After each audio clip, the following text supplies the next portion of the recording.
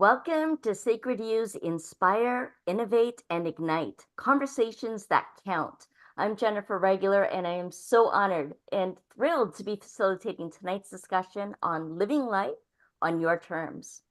Have you ever felt like you were living someone else's life? Did you ever find yourself doing something simply because it was expected of you, or because you thought it would make someone happy? Or fear that if you didn't, that you might let them down, disappoint them? You are certainly not alone. Each one of our panelists have the same or have had similar experiences. And today they're going to share how they took back their power to choose what was in their best interests so that they can live with more inner confidence and live more authentically. And so that you can also start building on your dream life, who you want to be living with and around, the kind of work that you want to do and how you want to be able to do it, and where you want to live. So let's meet them now. We have Jessica Satori, Linda Binns, Lily Bhattacharya, and Bhattacharya. Pamela Dale. Bhattacharya? You did Is it. that right? Yeah, Bhattacharya. Bhattacharya, okay. And Pamela Dale. All very, very accomplished women on the spiritual path and are about to share their experiences and insights with you, including me. I'm Jennifer Regular, the Soul Illuminator at Lighting the Path, where I get to help innovative light leaders, leading them on their path and purpose, and really from their place of the deeper passion. Because the way I see passion, when you break up the word, it's pass I on. That I is your soul's expression of what you're here to pass on in this lifetime. And I can't wait to hear from each of these ladies and how they're passing on what they stand for, what they've lived, and what they want to share with you tonight. So let's meet them. Linda, why don't you start us off? Share a little bit about yourself, who you are, and what you do. Thank you so much, Jennifer. Delighted to be here. Thanks for having me. I have been an energy coach for over 26 years now. I specialize in working with professional women who are highly sensitive, highly empathic, and I help them overcome some of the unique challenges that they experience, especially in the working world. And really helping them. They know they're meant for more. They know they deserve more, and they don't know how to accomplish that. They've been forcing themselves to fit in with other people's expectations most of their life. So I help them move through that and learn how to thrive. Thank you. Thank goodness. We need you supporting that kind of work. Jessica, what about you? Hi, I'm Jessica Satori. I live in the Seattle-Tacoma area of Washington State in the US. And I have a business called A Creative Force. Creativity is my thing. So is synchronicity. This year I'll be republishing. It's the 25th anniversary of my book called Synchronicity, The Entrepreneur's Edge. So that makes me a creativity coach and author. I'm also a college professor and a film producer. So as we talk about our own lives and how we make our own lives and create our own lives, I'll talk more about those areas and why I decided to create my life this way. So thank you for having me. Oh, you're so welcome. This is just getting better and better. Lily, share a little bit about yourself. So I was based in New York. Now I'm in San Diego, where I've been for the past 26 years. I was a licensed clinical psychologist. I did have a child that I was trying to protect, who was being sexually abused. Her father was a military high-up guy who found out that I had an intuitive business and went after me and went after my license. I then surrendered my license. Luckily, I had been doing readings for 26 years aside from that. So when the door closed on psychology, I then opened up to the spiritual community. By spiritual, I mean mediumship, spiritualists, other people outside my actual church, and really started to serve them with life coaching and just kind of mentoring for indigos, because I felt a lot of them had disadvantaged backgrounds. And I had two excellent parents who were both professionals, really ethical, really hardworking, and everything they said they did. So it was very easy to follow them. And so that's where I am now. Now I'm in the process of doing that through my social media, through Facebook, Instagram, TikTok, all that. But then I do have actual clients that just keep coming to me and have been with me since as long as 14 years at this point. Wow, So, amazing. and I did write a book. The book is lost. The book will not be published. It was a book about my psychotherapy clients and their experiences with spirituality, but it was on a Dell computer that got lost. And I need the consents in order to actually publish that. And I do not have the consents. I've moved too many times and it's gotten lost. So I will write something else more like fiction, but more like spirituality intertwined in it. So I'm working on that. I'm excited to hear about that. Thank you. Pamela, tell us about you. Thank you. What a great panel of women. I am an advocate for financial empowerment for women, and there's no better place for us to do that than with a business. And when we start as coaches, we usually start with about 16 pieces of software that are ineffective and try to grow through those. And I am an advocate for the tech, or what we commonly refer to as automations, and helping streamline business for coaches. So coaches can get out and do what it is that they're really here to do instead of fussing around with misinformation, misaligned information and strategies. So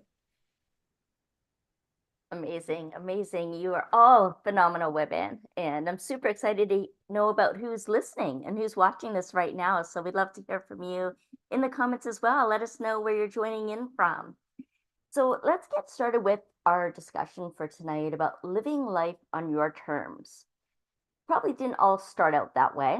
Probably we're a little bit conditioned or living someone else's dreams for our life and expectations, and maybe following in someone else's footsteps before we got to know our own voice and our own way of our own path and our own destiny, rather than succumbing to the fate of what was beyond our consciousness at the time, before we became more self-aware and confident in what we were really here for, to find that meaning and purpose in our lives.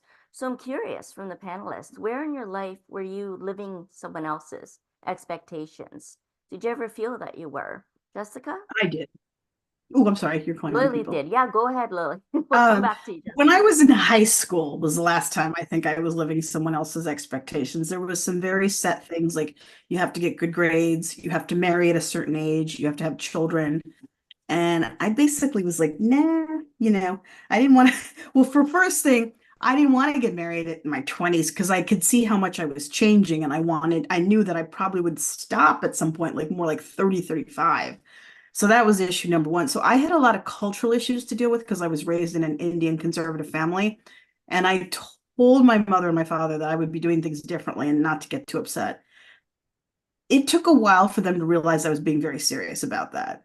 And then I did do things differently. I'm the last to get married and I'm 52. I mean, this is ridiculous. So everyone else is married with kids and I've done my career more. So I think back then I was living someone else's expectations. And then I was in college, I was like, that's it. It's all over. In a short summary form. Take control of your own life. Yeah, exactly. And let people know that was what was going to be happening. Oh yeah, no, and they didn't really. At one point, I said, "Do you want me to leave if you can't agree with these things, and you're going to force me?" And they said, "Don't leave. We'd rather have you with us." So I was very lucky. I know a lot of people do not have that support, and they are forced out of families and financial support and emotional support, and it's horrible. I've heard of those stories, and so I consider myself very fortunate. Jessica, what was it like for you? I think I didn't have my awakening until about age 28. I felt very much in a box. These are expectations I got from my family, my culture, growing up in a church, the community I was raised. And so it took until about age 28. I found myself working in a factory in the basement. And I remember something welled up inside of me and says, I don't deserve working in a basement with no windows. That's just not me. And so I went outside to have my lunch. And during that time, I was eating peanut butter and jelly sandwiches, and I opened up the newspaper. It was such a synchronicity. I opened up the newspaper and the ad said, I am the CEO of my own life. And that just directed me to, you got to write your own rules. You got to live your own life. You can't live what others expect. So that was my big awakening. Oh, I love that. And what changed for you, Linda? Were you ever having to live someone else's expectations of you? Probably be quicker for me to share where I wasn't, where I was, where I wasn't living someone else's expectations, because growing up, I was very different from my family, very sensitive, and so that was wrong. I was conditioned to believe from a very early age that everything about me was wrong, that I had no voice, that I was stupid, and that there was, there was really nothing. The best that I could expect was maybe to get married and have children and hopefully find a decent job. That was it. That was the expectation for me. And so, I really learned at an early age to shut myself down and perfected the art of becoming invisible. So I wouldn't be noticed, because being noticed meant getting into trouble for me. I left home when I was 17. I got married when I was 18. And yes, that was very young, but that was my salvation, really, because for the first time I was away from that kind of environment, and I started to encounter people who saw something in me that was different, that people who trusted me, people who told me I was capable of things, people who listened to me. And although I wouldn't really say that was an awakening, that was a beginning of, and it's taken, a long time, each time sort of stripping away the layers of what I was told I am, to find out who I really am. And it wasn't until, probably in my 40s, when I read about the term highly sensitive people. And when I read about that, finally, it was like, it made sense of everything about me and about my life. And finally, I realized it wasn't just me. There wasn't something wrong with me. And that really gave me, I think, the knowledge and the desire to really discover, well, who am I? Learn more about myself. And I think that was when I really started to make the change. I mean, I had been doing it before then, but still with this sense of, I'm not good enough. Nobody wants to listen to me. I've got nothing to offer. And it wasn't until I learned, okay, this is who I am, that I really started to break out from that. So yes, most of my life was living out people's expectations. Not anymore, Wow. though. Yeah. You're quite Yeah. strong, though, because you really pushed back. You handled it Yeah, I gracefully. did. And it was getting most out of that people- environment. I had to do that. And I know now that everybody said I- you're too young to get married and all of that. And yes, I No. was, but that really empowered me and started me on the journey. So, But I can yes. relate to you, because when I saw Doreen Virtue's Oracle decks, and they actually validated my intuition, and everybody kept disagreeing with me, I think it saved me from suicide. I'm being very honest. I think I might have killed myself because I wasn't getting support.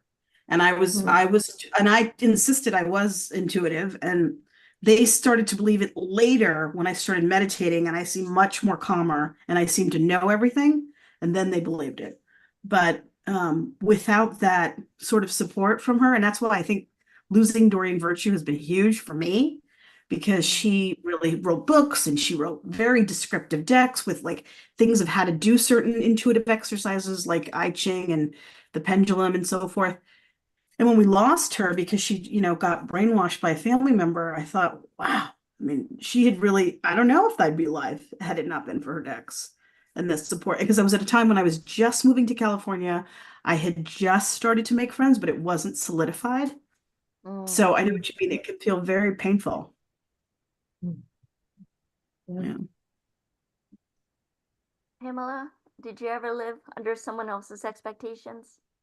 Have you ever heard the phrase, the last thing to recognize the water is the fish? This is my first time hearing that one. There's expectations around us all day, every day. Like go to Costco and don't put your cart back. Like there's expectations everywhere. And I think as women, what we have to determine is I think there's a lot more for us, like be good, all of those good girl things. And then I think there's the how do I really want to live my life?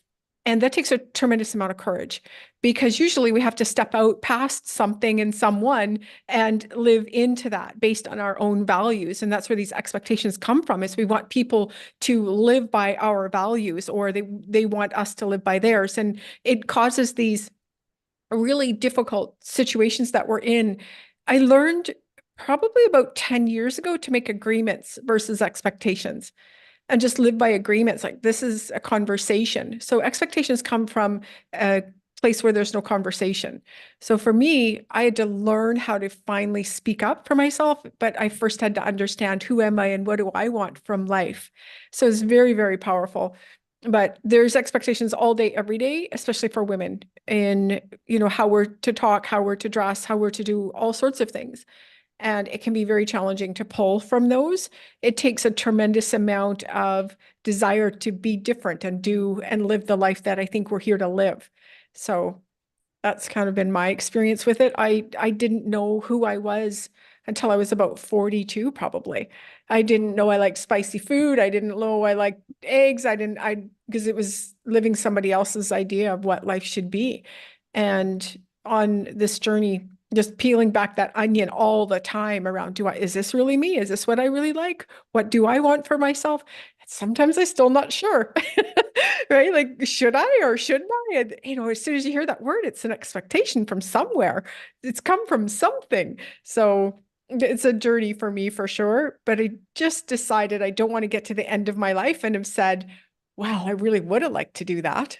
Or I really would have, it's too late. So I think that's what drives me today to keep moving forward. But Yeah, to not have those regrets. And it does take a lot of courage to live your own life and live life on your terms, right? yeah, Especially when you're so exposed to all of these different kinds of expectations and ways of being. For me, Jennifer, I I didn't have a quick know. question for you. Yeah. Your last name is Regular, but you're anything but regular. Was that a chosen name, or was that really your last It's name? not, it was a married name. I'm not with that Oh, person anymore, okay.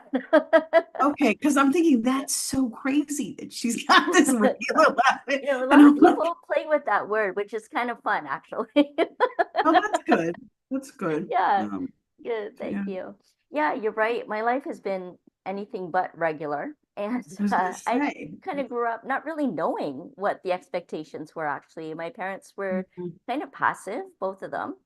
Okay. And in some ways that was great. And in other ways, I didn't know what to do, what was expected, how to gain their approval, how to Mhm. meet the needs of the family, and always strive to figure that out and do everything I could to compensate, even for just being born, because I was born so much later in their life. And, they'd pretty much like teenage and grown children by that point.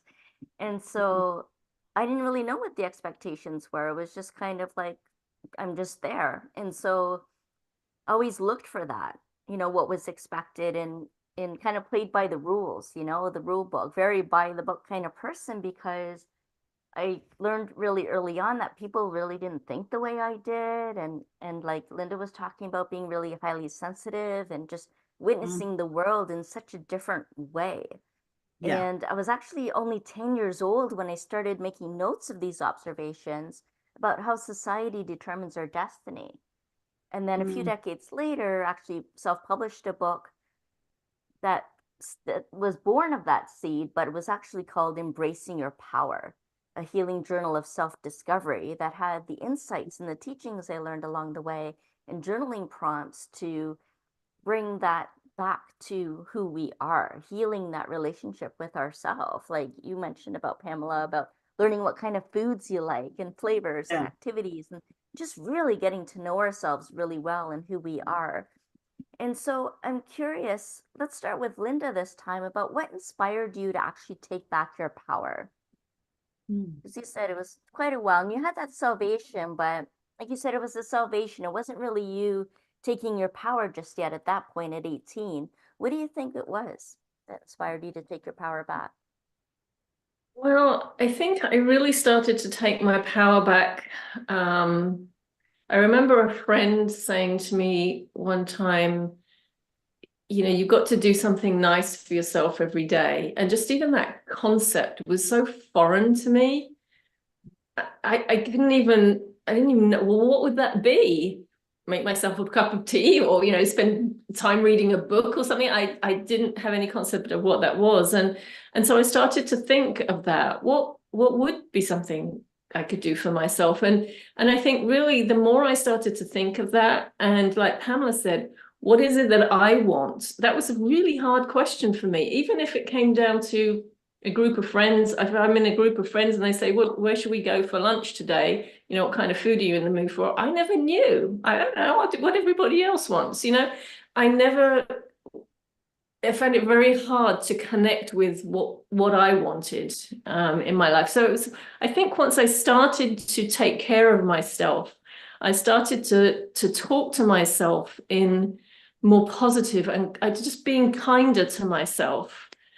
I think that was the point where I really realized how much I gave my power away to other people. I'm a helper type personality anyway.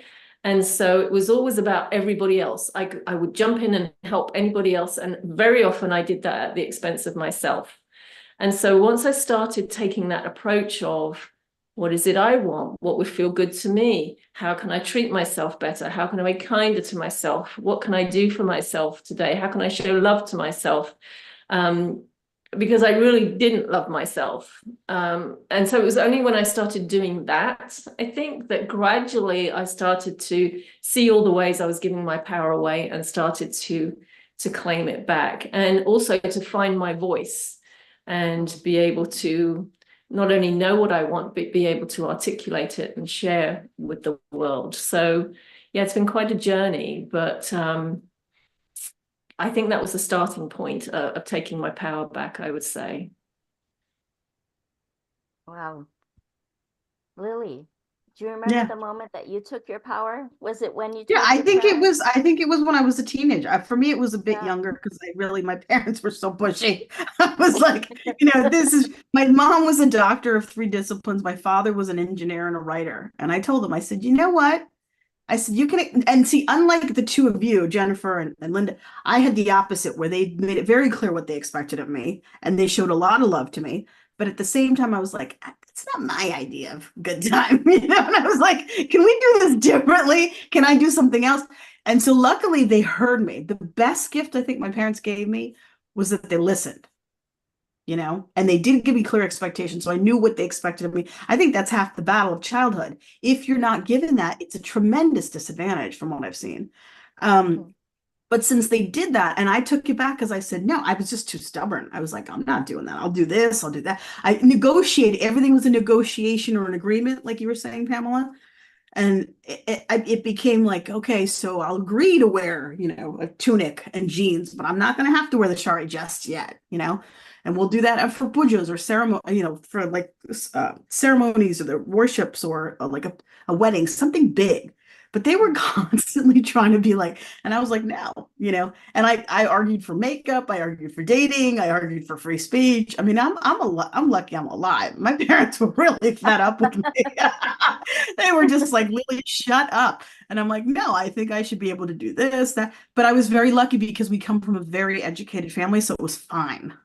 It was okay for me to put my ideas out there, to be so forceful, to be so independent.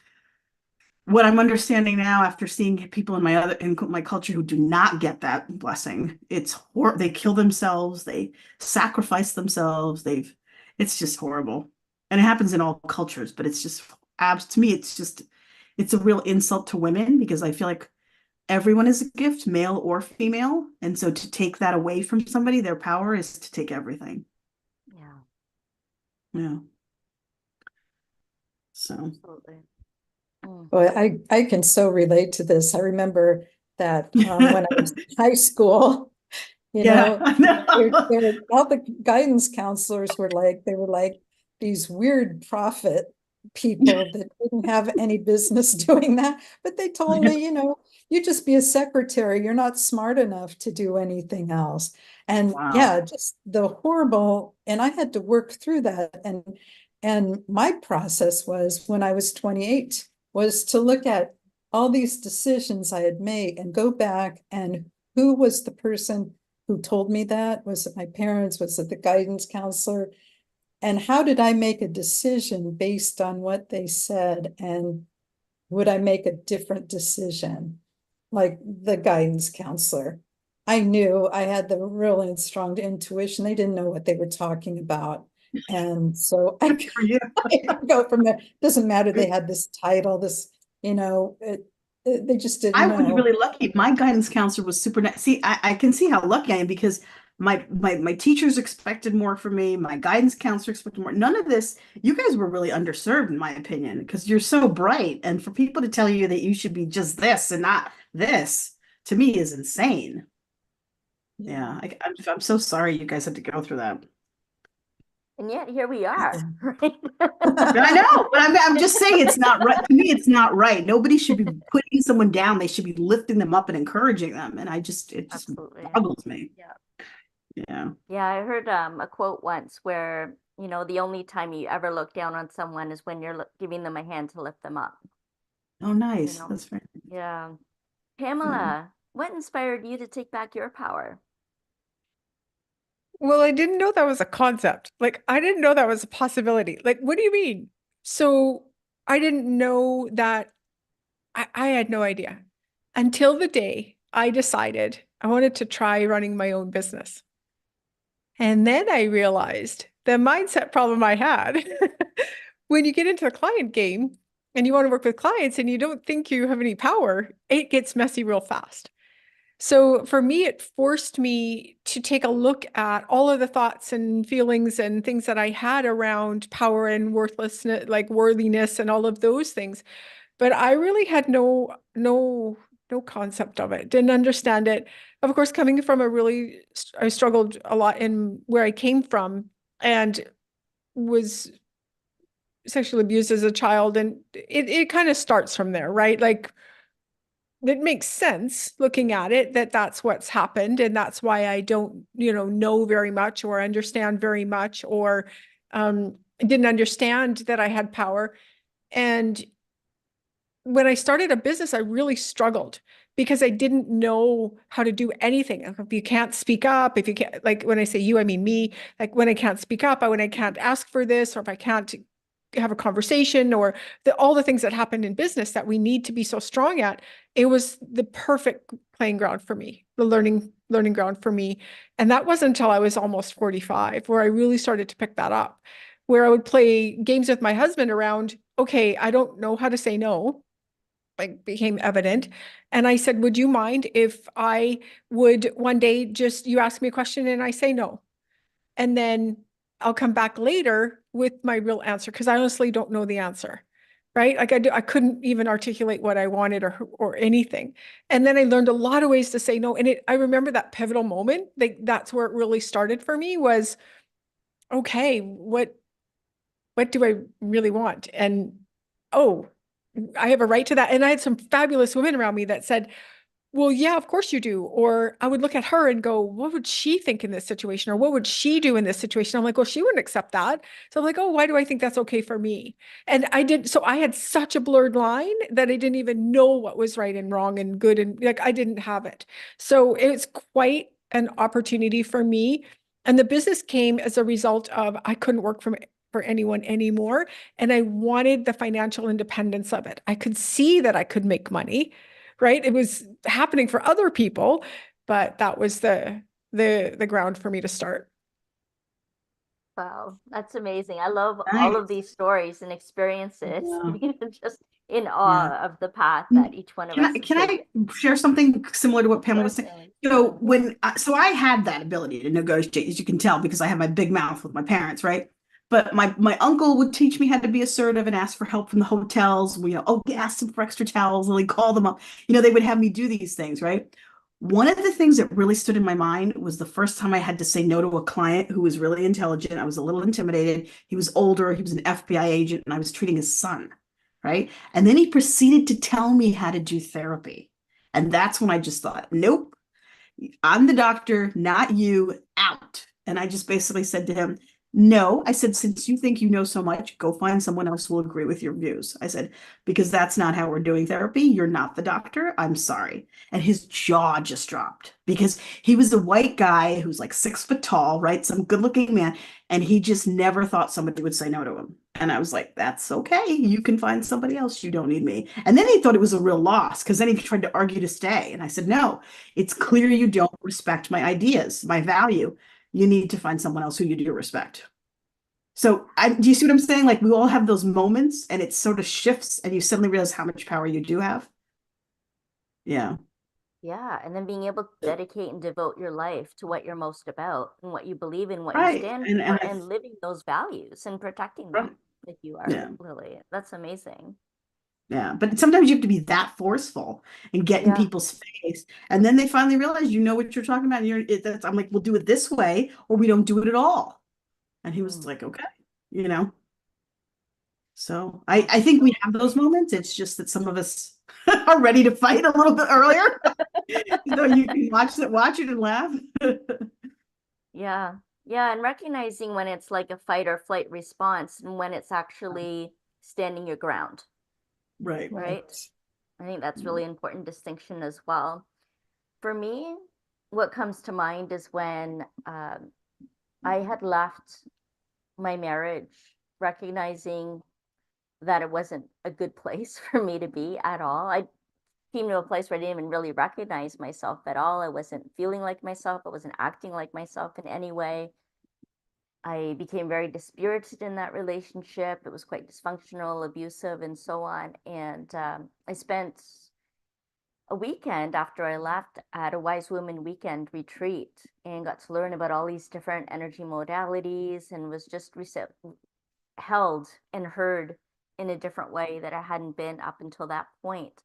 But what was really pivotal for me in taking back my power was when I was walking in a Take Back the Night event that happens every year in Ontario. I'm not sure if it's happening in other places as well.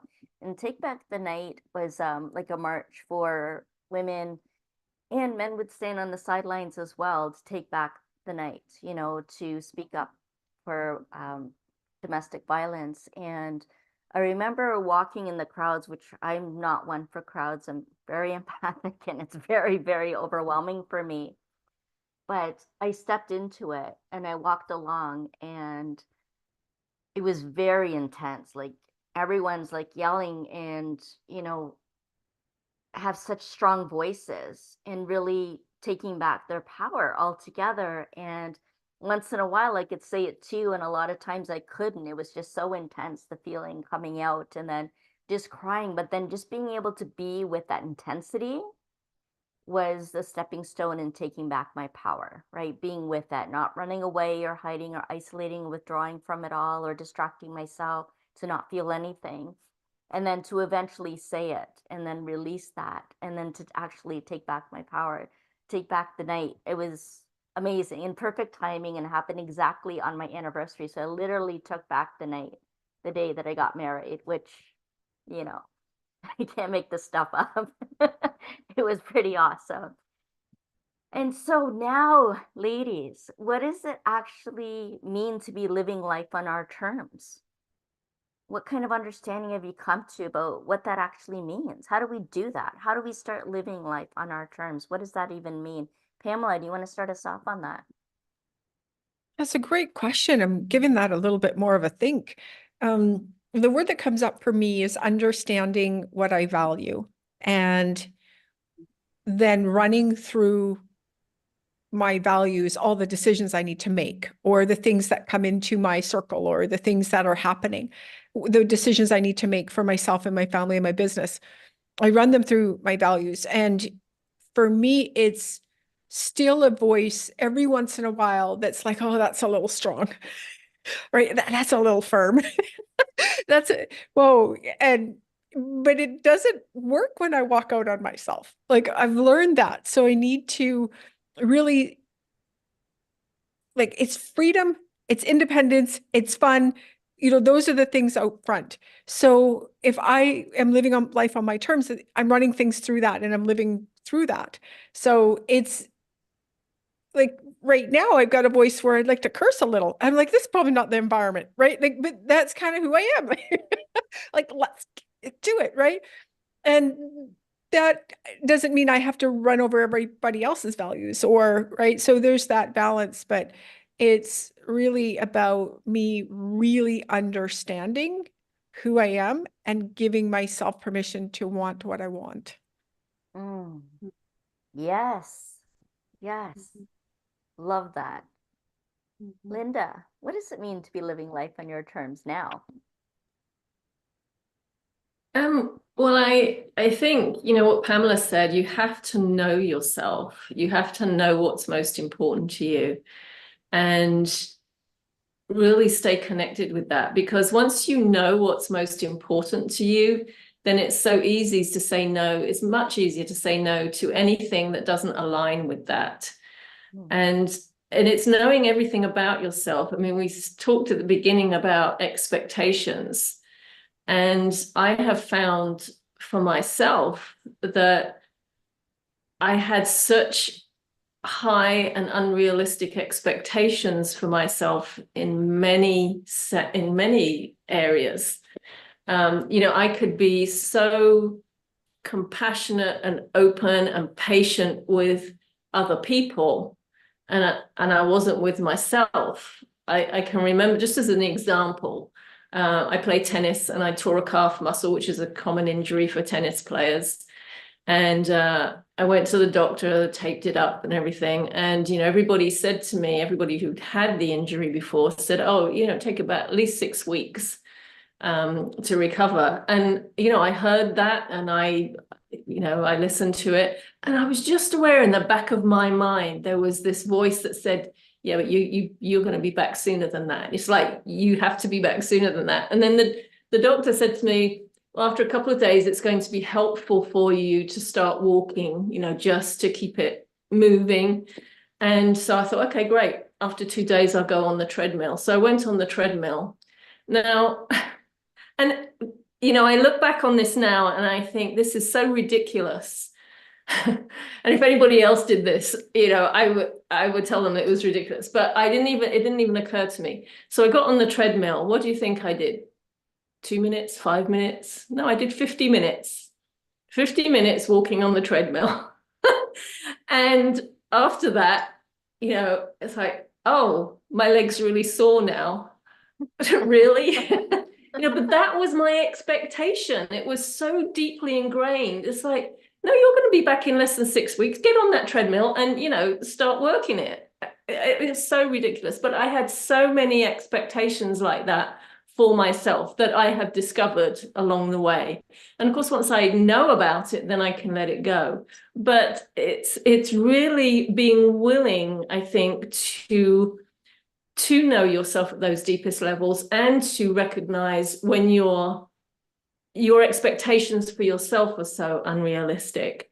Because I don't think you can live life, you're not living life on your terms if you have those crazy expectations. Because I know now that those expectations came from me always trying to prove myself, right? And always trying to to get approval, because I've got to be better than everyone else, or, I've got to go above and beyond to get even a scrap of approval. So I know where those came from, but they're so deeply ingrained that we're not even aware of them very often. 50 minutes on a treadmill 2 days after you've torn the calf muscle is completely ridiculous. But, I didn't see it as ridiculous at the time. It was just, that's what I had to do. So I think it comes down to that awareness, knowing what's important to you, understanding yourself and understanding where you do give your power away, where you are harsh with yourself. And again, learning to be kinder with yourself, because then I think, and only then can you start to live life on your terms, because otherwise you don't know what your terms are, really. Very good point. Very good point. Jessica, do you feel you're living life on your terms now? I do, but there was a time, and I was probably in my 20s, when I had this litany of why don't people understand me? Why don't Mm. they accept me? And then it happened about that 28th year of hey, you got to accept yourself and you need to understand yourself. Really? Do I have to do that first? Yeah, you do have to do that first. And so that really helped me along to, okay, so I need to do some inner work to get this, develop more self-acceptance. And of course, self-love is the deepest part of this. And then also living life on my own terms, I think of freedom. And along with freedom is always responsibility. So whatever I choose to do, have my own business, I take the responsibility of doing this, of saying of doing what I say I will do, of paying my taxes, of being responsible. And that has been a key point of living on your own terms. So when I've always lived by synchronicity. I started out in the apparel industry. I was a designer and a pattern maker, and then I went into high tech. These are all like certain amount of year increments. And then I went into academic work and film work, and now I'm writing. So all these had synchronistic experiences that just led me to the next path. I knew I was never going to be that 9 to 5, work for the same company for 30 years. And, that was part of the expectation pool when I was young, but I knew that that's not going to work for me. So I need to create my life that I can be happy about and feel that spirit also has a role in this. I love that you mentioned freedom and spirit, because my motto is to free your spirit to direct the life that you are meant to live. And I just think that really is the motto, because instead of becoming conditioned and living out those expectations and becoming dispirited, that we reignite that spark, that we actually free our spirit, allow that space for our core essence, our spirit, the truth of who we really are, to guide us, to show us the way, to show what gives meaning, helps us feel on purpose, and to lay out our life and forge a path that's meant for us, and not do the 9 to 5 thing if we don't want to, or, meet cultural expectations and so on, that we aren't like against it. We just want to be able to live our life fully in the way that we feel that we're meant to, where our needs are met, where we're seen, heard, and held, where we feel understood, and not care if we don't, right? Either. So to trust our own intuitive knowing of how we're meant to be living, and to be soul led, to be guided by spirit. And I know, Lily, you've been talking a lot about how you held your spirit. Your spirit has been intact through a lot of the time, but there was also a time when you felt suicidal as well, and so So how did my that turn father, around for you? Can you share a little bit more yeah, about sure. that? So I was going to Yeah. explain where that came from. So my father, when I was 13, he was diagnosed with ALS, and then he died when I was 17 in high school. That for me was one of the toughest times when I really considered suicide. And my mother found me and she said, no, you need help, you need counseling, and then you hopefully won't feel this way. And she was right. I was very lucky. I had a very nice counselor from high school who really he seemed to listen. That's all I wanted. And it just really helped me kind of like realize like there's more to life, just give it a chance. And so that kind of saved me in that sense. But there was one part that, living life on your terms. So one of the things that Linda was saying about you have to love yourself enough, you have to come in. One of the things when I went to a therapist, because I was taking care of my mother then at this point, and I'd taken her care of her for 24 years. The last 3 years she had dementia, and then she died. Now it was tremendously draining. The way I survived it was I went to a really good therapist, and one of the things she told me was, Lily, you're so compassionate with everybody else, just like Linda was. And she said, what about yourself? And I said, good point. So I tried to start to show myself, like be easier with myself and let the regret go, let the beating up of yourself go. So when I did that, I had so much compassion for myself. Suddenly it became really easy to forgive everybody. And forgiveness is such a big thing that we try to drill into people, but it's so hard to get to that point. Well, as soon as you love yourself and you have compassion for even like your shortcomings, it's so easy to forgive everyone else. And then my life became really easy. It became almost like, when you hit that like thing, I don't know if any of you guys, it sounds like you guys have hit it, where you hit it and suddenly it just goes, like you're just in the zone. I kind of felt like I hit the zone. Like it was easy to surrender. It was easy. It was taking forever to get married. I didn't care. I was like, I always had a really good partner next to me. So we just didn't know how long it was going to go. And I was like, all right, I'm surrendering. God wants me to learn a lesson. I'm learning it. But instead of getting bitter and mad about it, I began to be like, oh, okay, it's okay. Because I know I'll always, and then my concept of love changed. My concept was romantic love is like a river that surrounds all of us. And then when you happen to have an idea of someone and they happen to be there, they'll spring out and they'll come to you. And once I used it with my clients, they loved it and it seemed to fit. So yeah, to answer your question in a very roundabout way, I'm sorry about that. It was a combination of all those factors that really sort of saved me from it. And then I had a spiritual thing. I had like this belief, like, I don't want to kill myself because if I do, I really don't want to have to relive this life if that's really the case. Come on. Like, I've come so far. We're almost there. Let's stop this, Lily. So I really had a lot of discussions with my mother. I mean, it was very tough.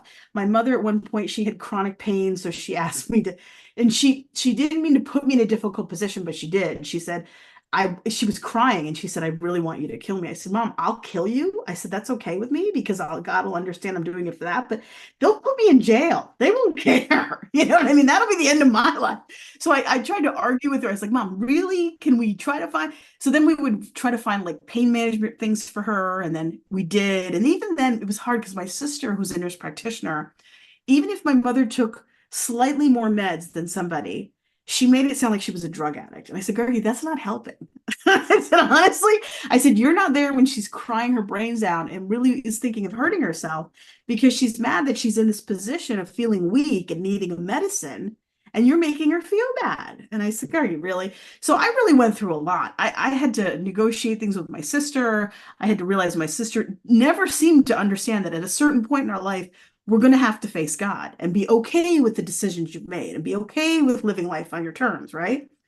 Never occurred to my sister. Always occurred to me. That was like the guiding principle. Like, can I live with this if I don't do this? Can I live with it? Like, I saw a homeless man today. I bought myself a donut and I thought, you know what? He's getting breakfast.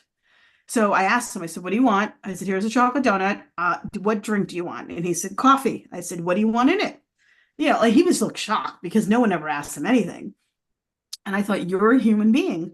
And when I face God, I'll be able to say, you know what? I bought the man breakfast. Give me a break. So that's when I die, I'm going to be like, look at the videotape. Did you see the videotape, God? They'll be like, what? Shut up. But so that's how to take back my life and live it on my terms. Like, can I live with myself? If I can, then I'm living it the right way. If I'm not, then something's really wrong and it has to change. Yeah. Yeah. Yeah. It sounds like a big part of living life on our terms is that unconditional love. Yeah. Tending to our own needs, having that self-compassion, forgiveness, all these super important qualities, and the determination, the perseverance, the sheer drive, to live this life fully and not have to come back and do it all over again. Right. I was like, no. That's enough of that. We had that. I'm not going through high school again, forget it. Yeah. If I going after high school. No, I know. I was like, good Lord. Yeah. Not through high school. High So school's now a that we've got nightmare. to this place where we're living life on our terms most of the time, Right. how do we stay aligned with our dreams and our goals and continue to meet our own needs? How do we sustain this way of life on our terms? Pamela, some thoughts?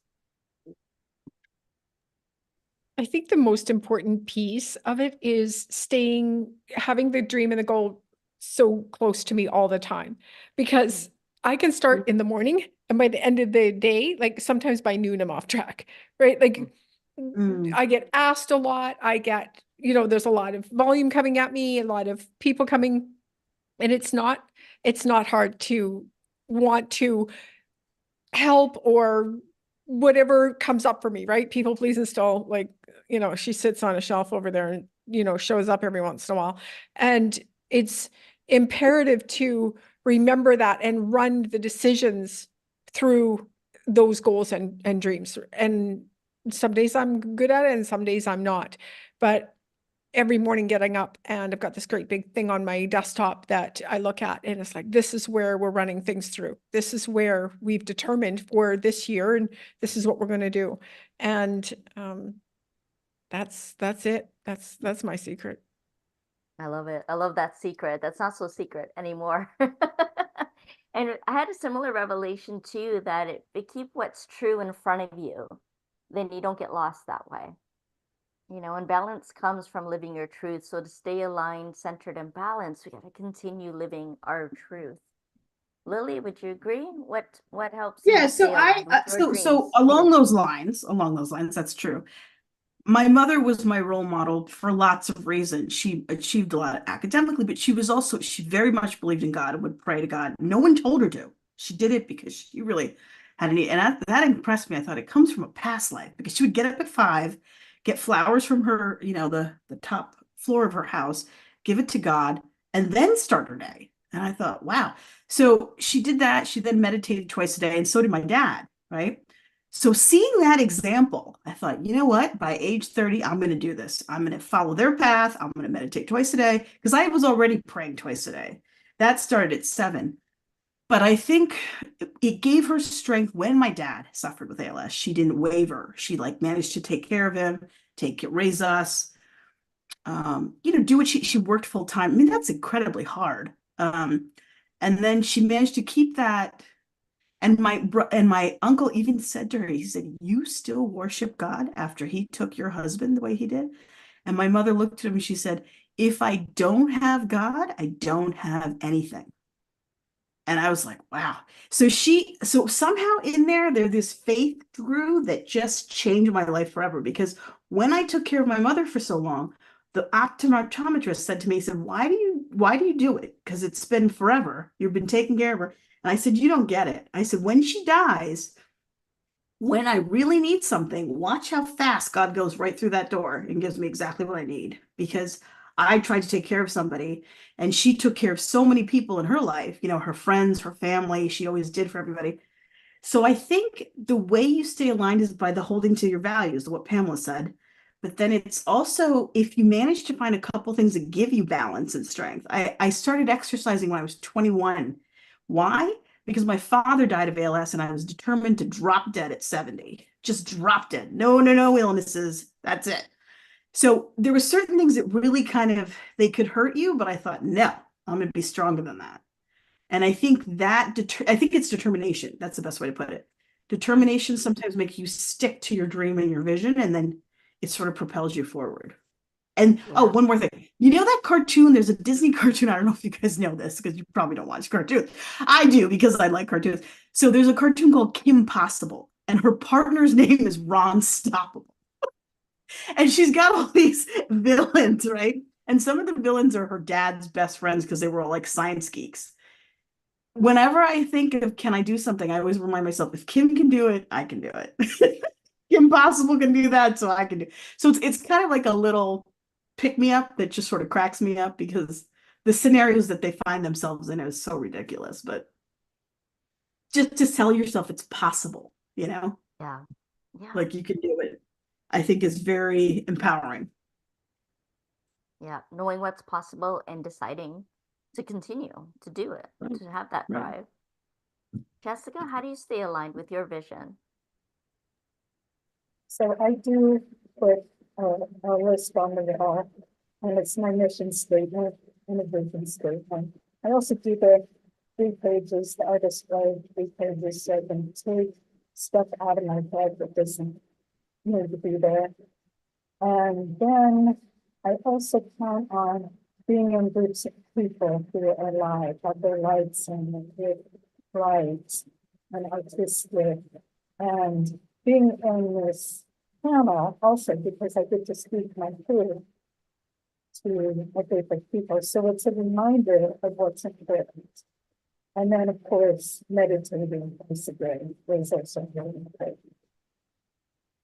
I love that. I love that you are so intentional about what you surround yourself with, those reminders, those mission statements, and the people that you spend time with, that you surround yourself with, the environment and the conditions that support the kind of life that allows you to live it on your terms. And in connection with our higher power, with that spirit, with God, with of our understandings, right? To be in deep alignment with that and be willing to be led, but also to make choices, conscious choices. Linda, how do you stay aligned with your vision and your mission? I would say a couple of things. One is, my dream vision, I guess you could say, is really to be the highest and best version of myself that I can be, and whatever that means. And so I ask myself that every day. What is the highest and best use of my energy today? And so I start my day out that way. I also believe we all have this amazing tool at our disposal all the time. It's our emotional guidance system. And it tells us immediately when something's off. And it's really as simple as staying tuned in to how you feel. So if you feel like something's off, if you feel like something's a struggle, and this is something that I had to learn how to do, because I used to, if something was a struggle, I just powered through it, right? You just get it done. But now I recognize that if something starts to feel like a struggle, something starts to feel slightly difficult, something starts to feel not so good in my body, I stop and I check in with myself and just really discover what that is, what it means, and just be willing to pay attention to that. Because sometimes we can be so focused on, this is my dream, this is my vision, and I'm making this happen, that we sometimes maybe want to be guided in a slightly different direction, or you just make a slight adjustment. But because we're so focused on, this is my dream, this is my vision, sometimes we miss that. So being really tuned into your energy, your emotions, I think is really, really helpful. The other thing that's really helped me, I mean, we all know about a gratitude journal, and I practice gratitude every day. But what I started to do is keep a joy journal. And at the end of every day, I write in there what sparked joy in me today, what brought me joy today. And it's really interesting. There's most often the littlest things, the simplest things, and I think being connected to that joy just brings about that energy that keeps you in alignment. And again, it's interesting for me because I used to get frustrated years ago whenever anyone would talk about joy. Just find your joy, connect with joy. And I used to think, what does that even mean? Joy felt such like a foreign thing to me. I did not know how to connect with that. Now I do, and it's something that's really important to me to feel that joy. And by writing down every day what brought me joy today, maybe just one thing, sometimes it's several things, that helps me stay, I think, energetically aligned to that highest and best version of myself. And that makes sure that I'm in alignment and allows me to go in whatever direction I need to go, if that makes sense. It makes perfect sense. And I can tell you that it works, because I did something very similar when I was a live-in caregiver for a period and recovering from the burnout and compassion fatigue and feeling very uninspired, not having a vision of my future life because I just couldn't think at that point. And I started a journal, writing down my daily delights is what I called it. And noticing those inspirations, reawakening that wonder, that joy, and then becoming inspired again. And I love that you talked about emotions and energy too, Linda, because then it really speaks to becoming the best versions of ourselves so we can give the best of ourselves rather than what's left of ourselves. Right? Exactly. Yes, Exactly. yes. Thank you so much, ladies. This has been absolutely incredible. And I know that SacredU.Love, the co-founder Sophia Soul, has a tremendous vision for touching lives everywhere and has been for a couple of years now really establishing this community of heart-centered people, literally from all around the world, and is the ones that is hosting this event tonight. These panel discussions, Inspire, Ignite, and Innovate. These conversations that count is just one of the many programs being offered. And I'm wondering if Sophia is around right now to tell us a little bit more about Sacred You. Are you here, Sophia? Yay! Yes, Sophia is here. Thank you ever so much for wonderful panel discussion. Oh my God, I've been sitting here listening, and it's really amazing how the power that we have when we do take our life back, Yeah. that we can step into our power. So I'd just like to, first of all, thank you, Jennifer, for facilitating a wonderful panel, and for Jessica and Linda and Lily and Pamela. Thank you also for joining us. We have had a few people watching us. No questions or no comments, which is unfortunate, but we have had people watching us. So Sacred You, we are honored to be able to present, to promote, to host all these wonderful panel discussions, and we've got ones coming up, usually 1 or 2 a week. This is actually the last one for a little bit of a break. We don't have any more for another couple of weeks, but do click on the links in the comments to see when the next ones are. They've all been provided in the comments, which is great. And I'd just like to thank our wonderful VA, Maymuna, who has been posting all your links in all the comments. So for everyone who's watching the live or the replay, do click on these links and connect with these beautiful women who have just given out an hour of their time to talk about life on their terms and our own terms, to help us to get our life back.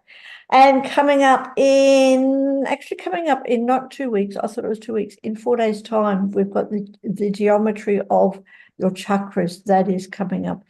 And for everyone else who wants to know about Sacred You, again, click on the links and check out our website, sacredu.love.